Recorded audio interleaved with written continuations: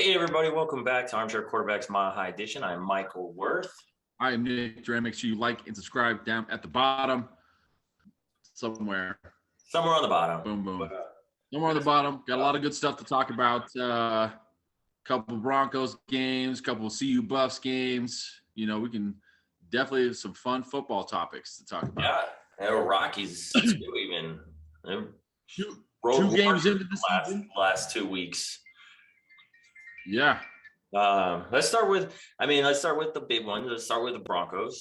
We are 2-0, headed on our way to the Super Bowl. You can't win them all if you don't win the first two. Exactly. We said at the beginning of the year, they don't go 3-0 in the first 3 games. They're not a playoff team. So at least they still have a chance to be a playoff team. We haven't beat anybody good, but we haven't lost anybody bad. That's as true statement as I've ever heard anyone say. So what stands out to you the most about the first 2 games? Oh man, what to talk through first? I think for me, I don't think our defense is as good as advertised, even though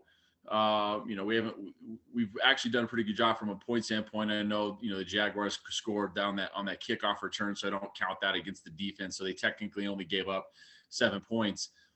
However, we haven't played anyone worth anything.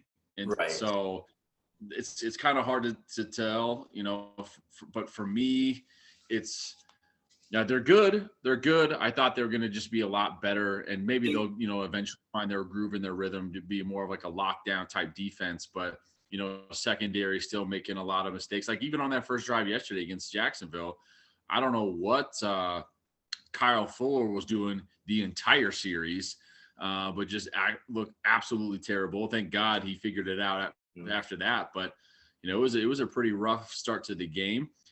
So on the downside, it'd be, still question mark for me from the defense standpoint. But on a positive note, I got to tip my hat to Teddy Bridgewater. He's played pretty well over the last 2 games. Yesterday, 26 of 34, 328, 2 touchdowns.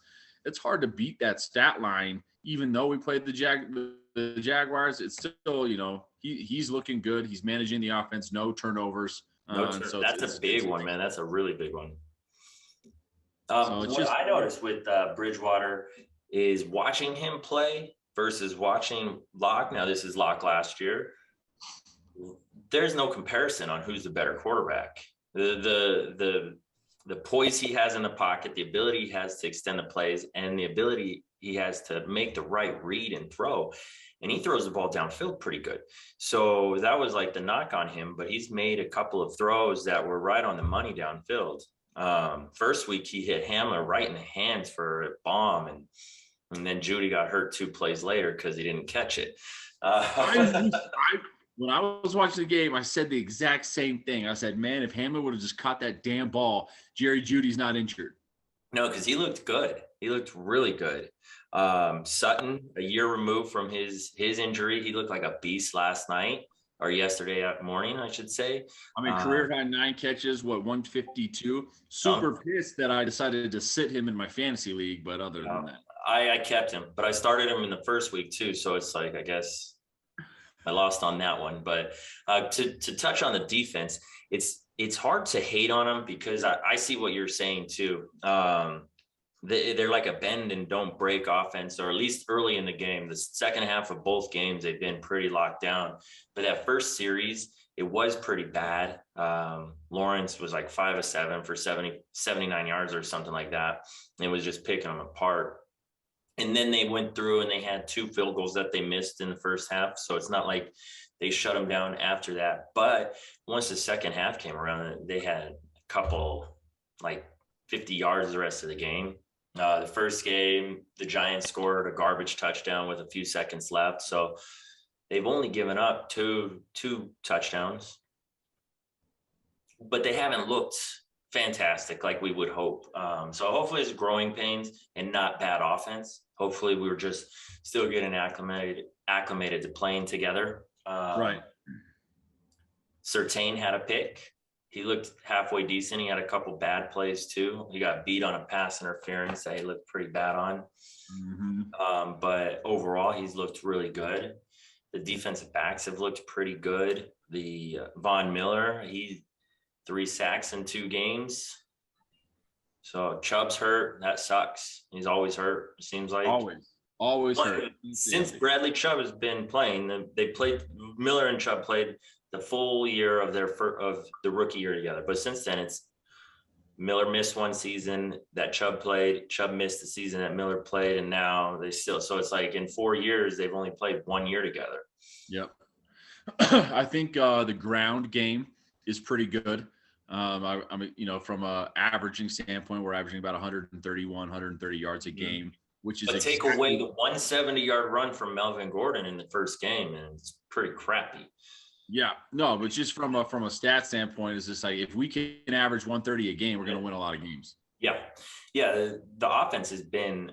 You would hope to see more points than 25 when they're putting up as many yards, because yesterday they had 120 yards on the ground, 130 yards on the ground, and 330 from the air. So you would hope they could break a 30 on that with that many yards and moving the ball that well. But here's they would have had they not kneeled on their 5-yard line at the end of the game. That's true. If they needed to score that last touchdown, they would have had a chance. So they're moving the ball, and it almost at will. They had the ball the entire game in the Giants game. Yeah, they controlled the clock. I think Bridgewater had 8 incompletions in that game too, with over 30 attempts. So he's completing. I don't know if you can expect that every week, a 70% clip, but he's been lights out. I don't know. I'm carefully optimistic. I mean, I feel good. I feel good about Sunday. That's what I do feel good about that. Okay, yeah, we can agree on that. If we lose to the Jets, that would be god awful. Zach Wilson is horrific. 4 picks in the last week for Wilson. So if we can't shut Wilson down, that's not going to be good. It's easier for a team to come back from a bad game. They have a little bit more motivation, and they're all NFL caliber players, so they still got to take them seriously. But yeah, if we don't outclass the Jets, it would be sad. I think if we beat the Jets and we look just like we did against the Jaguars, truly, I feel my confidence will grow each and every day going into that Ravens game. Yeah. And if we end up beating the Ravens to go 4-0 to start the season, my confidence is going from 5 to a 7 overnight. Yeah, we'll book our playoff tickets. Put that money in the bank account. Exactly. Here's the thing: like if we start the season 4-0 based off of our strength of schedule, at that point we would have to adjust at least I would have to adjust my, win-loss projections to at least 10 to 11 games. Yeah, I think I said 11 and 6, right? Is that what that was mine? Yeah. So I was 8 and 9. Yeah, you were like 9 and 8 or 8 and 9, one or the other. But I mean, there's a lot of good teams left on our schedule. So 3-0 does not guarantee us anything. Look through the schedule. You got the Ravens, who are really good. You're at Pittsburgh. The Raiders have beaten some good teams. Then you're at the Browns.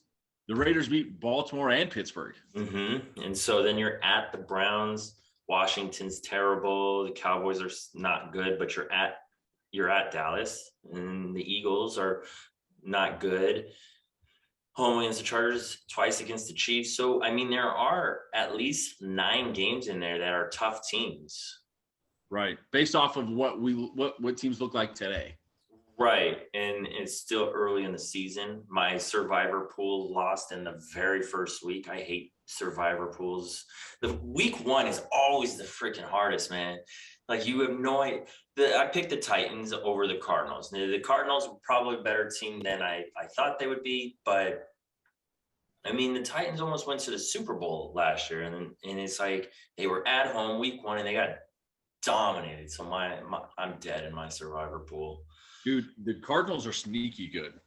Yeah, but then they come back. Didn't they lose to some crap team this week? No, they beat Minnesota on a. Oh, okay. They came back and beat Minnesota. Yeah. So, Yeah, Kyler Murray looks like a stud, but he's always looked like a stud. My fantasy teams are doing good though. They're solid. Why I'm 1-1 and 2-0. I'm 2-0 in the league that matters. Okay, that's all that matters. The big money leagues. Big money league. I'm 2-0. Nice, nice. Did you see the Buffalo game? Or both Buffalo games, the last two, the A&M game? I thought, man, we turned a corner. We almost beat a top 5 team. We're legit this year. And then we got whooped by Minnesota. Well, I mean, back to the A&M game. I think Colorado plays, as crazy as it sounds like, they play better in big games against teams like that. Just not over their history they have. Now, they might not win all of them. But they play tough. They've always played better. Yeah. And it doesn't hurt that Texas A&M starting quarterback in the second series breaks his leg. So that doesn't hurt. I mean, the kid that came in and played quarterback, I don't think he's thrown a football since 2018. It's amazing, man. It's amazing with speaking of not being able to throw football.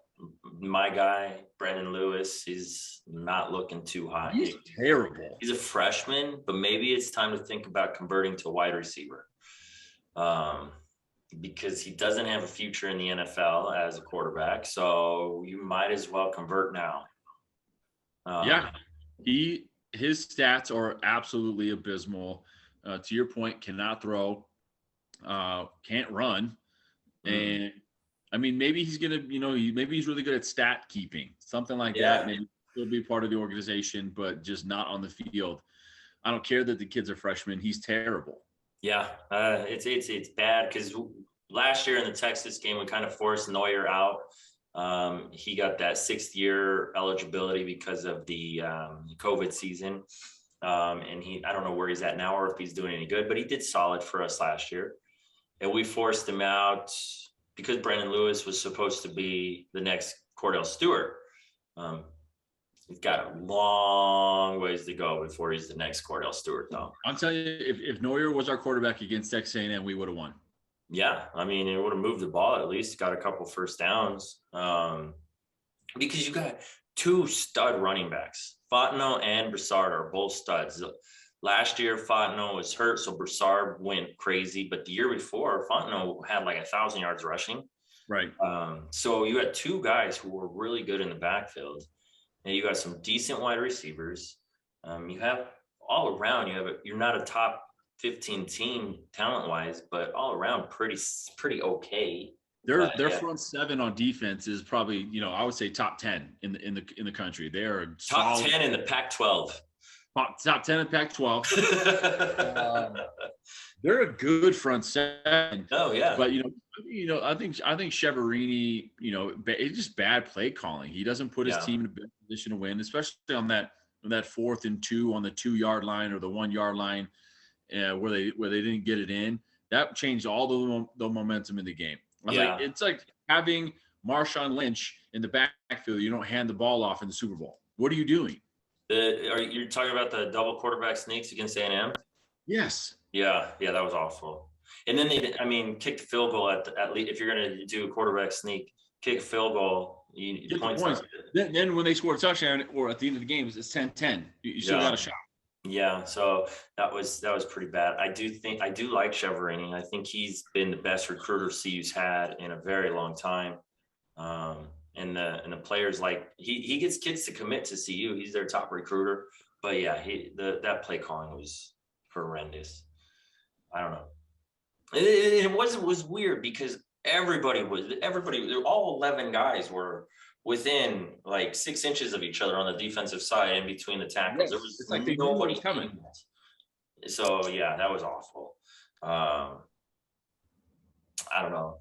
I'm hoping for bowl eligibility still, but not gonna hold my breath. It'd be tough to get to 6 wins at this point. What? Oh yeah, there's no chance.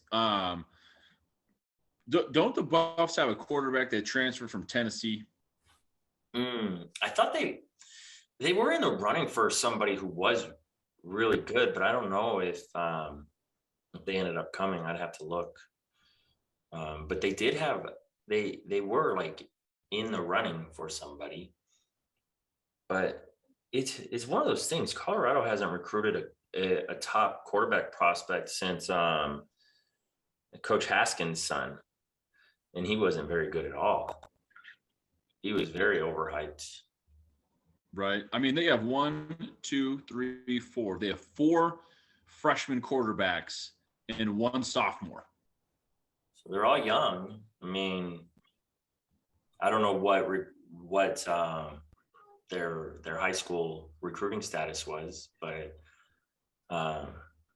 yeah, Colorado. That's one position Colorado's never been able to get a good player. They found a diamond in the rough with what's his face from a few years ago. He played for 4 years in Cephalova. JT Shrout, sophomore. He's the transfer. He played his freshman year from Tennessee. Does he have to sit this year out, or is he eligible to play? I don't know. He might. You'd think he'd be eligible to play, but I'm sorry, but if you play quarterback literally for 4 games at Tennessee, you're not the starting quarterback at Colorado. Yeah. Yes, that's the craziest thing. So maybe he's not eligible this year. Sometimes the NCAA blocks that eligibility when you transfer. So maybe he just can't play, but they got to find somebody. Otherwise, it'll be a long season for them. They might only win 1 game to be Northern Colorado. That's it. At least they didn't lose to Northern Colorado. True. Nuggets signed Aaron Gordon, $92 million over 4 years. Big paycheck. Yeah, man. And I can't say that I think Aaron Gordon is worth $23 million, but he's going to get that on the open market. So if you think he's a key part of the only way for an NBA team in a small market to succeed is to sign the players that they have, because free agents, we mentioned free agents don't come here. So if you feel like when Jamal Murray is healthy, that's the core that's going to be the key to a championship for the next 3 years, you sign him and you don't care. You pay the luxury tax because you're not going to be able to sign anybody else anyways. Correct.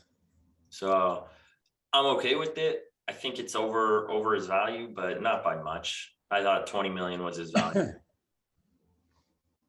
So, but Michael Porter Jr. is not signed yet, so we need to get him signed. Mm-hmm. So I don't think Aaron Gordon is worth $23 million a year. No, we're not going to win the championship with him. We're not going to win the championship. Period. You think with these 4, if Jamal Murray gets healthy, if Jamal Murray comes back and he is at least as good as he was when he got hurt, and Michael Porter Jr. can take that next step in his 3rd year, you don't think the 4 of those guys can be the centerpiece of a championship? I think getting us to the Western Conference Finals, yes. Winning a championship, TBD. Who would be better than them? The Nets. Well, that's not the Western Conference. That's past the Western Conference. Yeah, but it's championship. So if Kevin Durant, James Harden, and Kyrie Irving are all healthy and click together, because they didn't play at all together this last year, then it'd be hard. It's going to be hard for anybody to beat those guys, especially with Blake Griffin looking as good as he did after the buyout. So for those 4 guys to be on the same team and healthy, it'll be hard. But agreed. Maybe in 2 years, you're in your prime and they're old. So TBD. It's going to be interesting. Hockey starts here in 2 weeks. 2 weeks. Holy cow. That seemed like a short off season. Yeah, it was short. When's regular season games start? Middle of October or beginning of November? Middle of October. Dang. They just need to condense all these long seasons into half the games, because nobody gives a shit at the beginning of the season. Yeah. And it's like all the good teams not so much in hockey because you can't really rest players. They rotate so much and you use all of your guys. But like in the NBA, it's like you don't even play hard for half the games anyways. So just cut half of them out. But what are you going to do? October 13th is our opener against the Chicago Blackhawks. Is it blow it up if they don't win the Stanley Cup this year? Oh yeah, 100%. 100%. Well, if they lose in the second round, or like can't even get to the Western Conference Finals at this point, so hot seat for the coach for sure. You got to make some massive changes at that point. Yeah, because you have too good of a young team. You have an MVP. You have best offensive defensive player in the league. I saw ESPN, or it was either Yahoo Sports, ranked the best defensive pairings in the league, and the Avalanche had the number 1 and the number 11 or something like that. Their number 2 pairing on the defensive line is better than every other number 1 in the league, according to that article, pretty much. Yeah. So compared to literally 20 other teams. Yeah.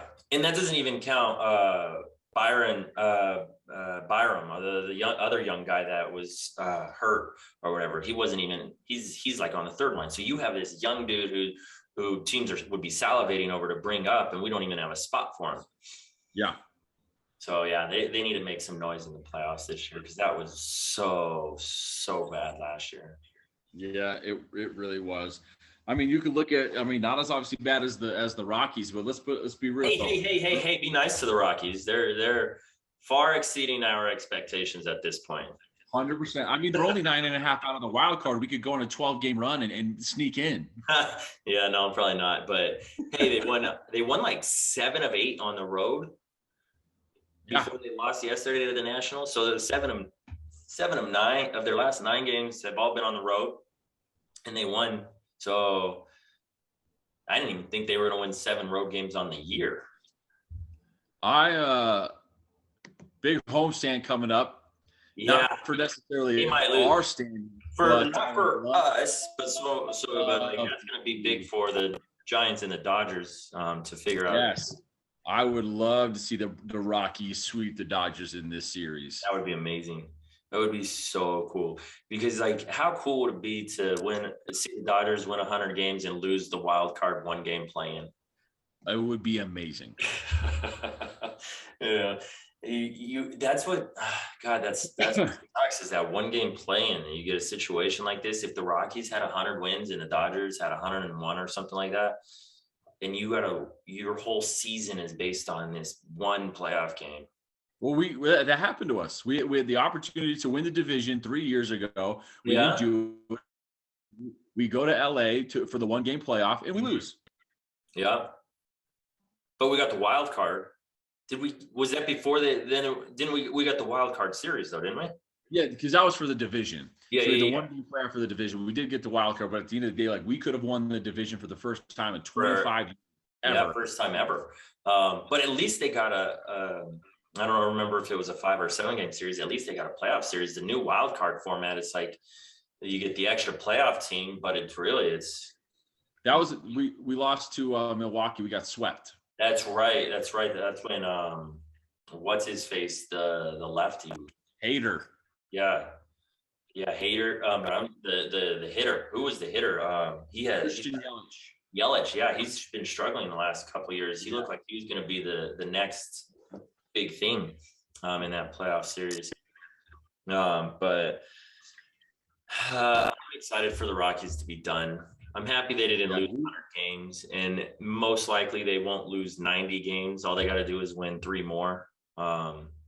Basically, I want them to win. We needed them to win Tuesday, Wednesday, Thursday. So 3 Dodgers losses, and then lose Friday, Saturday, Sunday to the Giants. Yeah, that would be kind of cool. That would be really cool. Anything to poo on the Dodgers. Yes. Yeah, I'm okay with that. Next year, maybe we'll have something excited to talk about the Rockies, but I don't think so. 2 years hopeful, 3 years maybe more likely. Nobody's gonna come. We're gonna lose CJ Cron. He had a huge year for us on a minor league deal, and so he's gonna go get paid somewhere. Trevor Story's gonna be gone, even though or we're gonna sign him to $200 million after his terrible year, and then be stuck with that contract. Yeah. Because the owners will probably be like, oh, let's keep this guy, give him what he wants, and then screw us over financially for the next 4 years. Yep. So we'll see what happens. I don't know. Hopefully we got some more good Broncos news to talk about the rest of the year. And looking forward to baseball and hockey, or basketball and hockey starting up again soon. Yep. But until next week. Until next week.